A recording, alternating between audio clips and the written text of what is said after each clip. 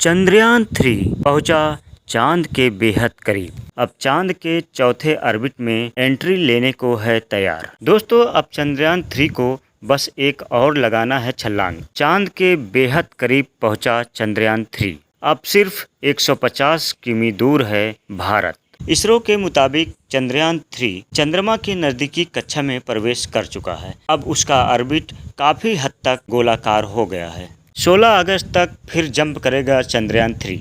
23 अगस्त को होगी soft landing. दोस्तों, बहुत जल्द ही चंद्रयान 3 चांद की सतह पर लैंड करेगा। 14 जुलाई को चंद्रयान 3 आंध्र प्रदेश श्रीहरिकोटा में सतीश धवन अंतरिक्ष केंद्र से चंद्रमा के लिए निकला था। तब से लेकर अब तक चंद्रयान 3 ने कई मुश्किलों से गुजरते हुए बड़े और अहम पड़ाव को पार किया है। दोस्तों, अब बताते हैं आपको चंद्रयान 3 के अब तक का सफर के बारे में। दोस्तों, अब तक चांद के लिए जो भी मिशन भेजे गए हैं वो चांद के उत्तर में या फिर मध्य में लैंड करने के लिए भेजे गए हैं। यहाँ पर लैंडिंग के लिए जगह समतल है और सूरज की सही रोशनी भी आती है। लेकिन इस बार भारत का मिशन पहले से अलग है, क्योंकि इस बार की कोशिश है कि वो चांद के दक्षिणी ध्रुव में लैंडिंग की सही जगह खोज पाएं। दक्षिणी ध्रुव चांद का वो इलाका है जहां रोशनी नहीं पहुंचती है। इस जगह पर चांद की सतह पथरीली, उबड़ खाबड़ और गड्ढों से भरी है। मिशन चंद्रयान 3 अमेरिका के लिहाज से भी अहम है, क्योंकि अमेरिका साल 2025 में चांद की इस सतह पर इंसान को भेजना चाहता है। दोस्तों, अगर सॉफ्ट लैंडिंग में सफलता मिली यानी मिशन सक्सेसफुल रहा तो अमेरिका, रूस और चीन के बाद भारत ऐसा करने वाला चौथा देश बन जाएगा।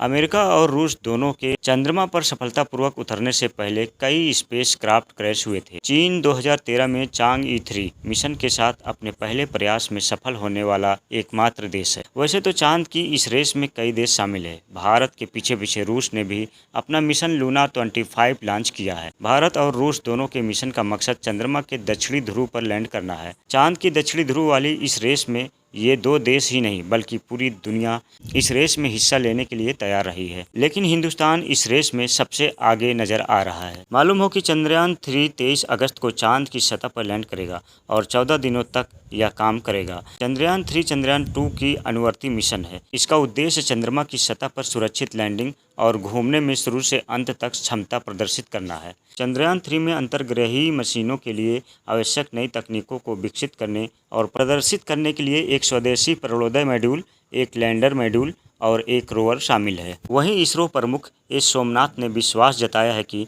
चंद्रयान 3 का विक्रम लैंडर 23 अगस्त को चंद्रमा की सतह पर सॉफ्ट लैंडिंग करेगा। इसरो प्रमुख ने कहा, भले ही चंद्रयान 3 के सभी सेंसर या इंजन फेल हो जाए, लेकिन लैंडर चंद्रमा की सतह पर उचित लैंडिंग करेगा। सोमनाथ ने कहा कि लैंडर विक्रम को इस तरह से बनाया गया है कि यह विफलताओं को संभालने में सक्षम होगा। इसके साथ ही अब जल्द ही रूस का लूना 25 मिशन लॉन्च हो गया है, जो 16 अगस्त को चांद की ऑर्बिट में प्रवेश कर सकता है। इसके जरिए चांद के साउथ पोल को एक्सप्लोर किया जाएगा और यह भी चंद्रयान के कुछ समय बाद ही चांद पर लैंड करेगा। मून मिशन की बढ़ती संख्या के साथ चांद वैज्ञानिक खोज का केंद्र बनता जा रहा है।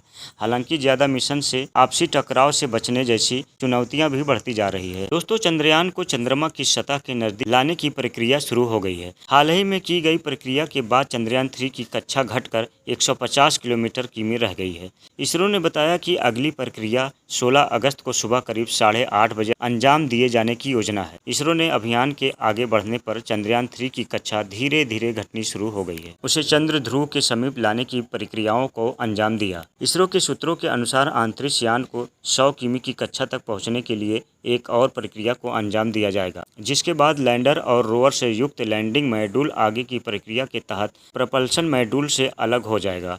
इसके बाद लैंडर के डीबूस्ट धीमे होने की प्रक्रिया से गुजरने और 23 अगस्त को चंद्रमा के दक्षिणी ध्रुव क्षेत्र पर सॉफ्ट लैंडिंग करने की उम्मीद है। चंद्रयान 3 मिशन रूसी लूना 25 मिशन के बाद में चांद की सतह पर पहुंच सकता है। इसकी वजह से ये चंद्रयान 3 लूना 25 मिशन की तुलना में लंबा रास्ते से सफर कर रहा है। दरअसल चंद्रयान 3 अपने सफर के जरिए पृथ्वी और चंद्रमा के गुरुत्वाकर्षण का लाभ लेना चाहता है। उससे यह काफी कम ईंधन पर सफर करेगा। तो दोस्तों, हमारे इस चंद्रयान 3 के बारे में आपका क्या कहना है और इससे भारत को क्या क्या लाभ हो सकता है, हमें कमेंट में जरूर बताएं और हमारे वीडियो को लाइक शेयर करके हमारे चैनल को सब्सक्राइब जरूर कर दें।